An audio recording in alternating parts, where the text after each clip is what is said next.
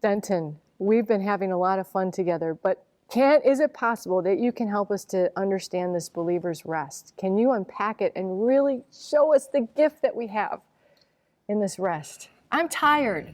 Make it so I'm not so tired. Okay.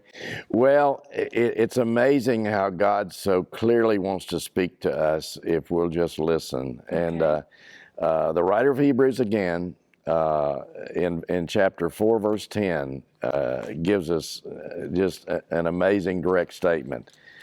He says, "For the one who has entered his rest," and he's talking about God here, "has himself also rested from his works, as God did from his."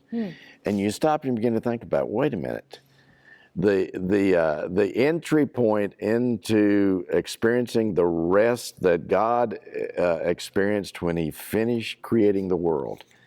And his comment back there in Genesis was that it's good.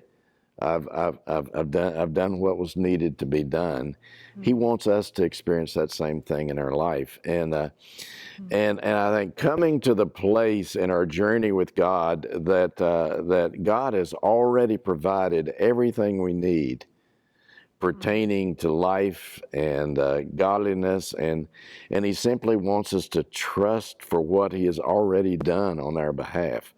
It's a huge milestone in our journey with him to begin to realize that, okay, this is the finished work. It's already a done deal, and we just need to walk it out.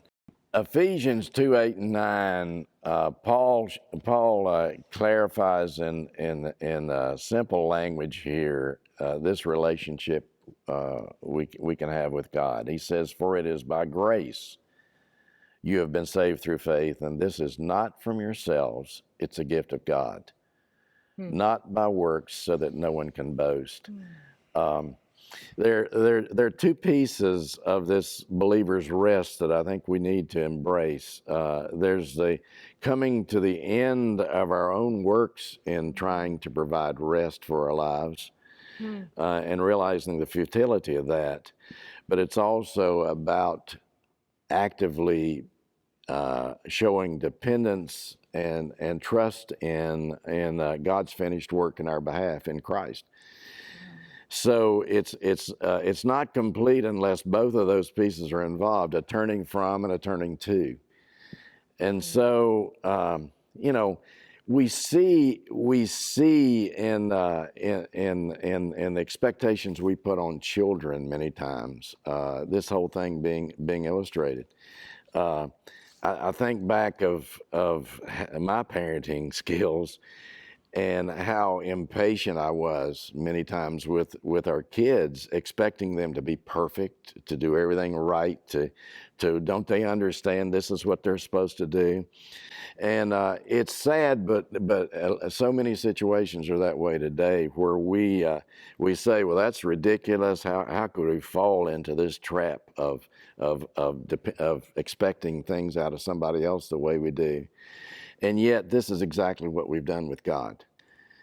And we begin to put expectations in our view of God on ourselves that he never intended for us to meet. And so he wants us to see the significance of a relationship that is void of our performance to somehow attain it. Wow. Thank you for helping us to understand this rest. I'm getting less tired as we talk about it. And the reality is, it's not about my works. It's not about striving to earn that love. As a matter of fact, Jesus says, "Take my yoke upon you, for my yoke is easy and my burden is light." And that word yoke is actually, the Greek word is Christoses, which means kind. My yoke is kind, or my burden is kind to you.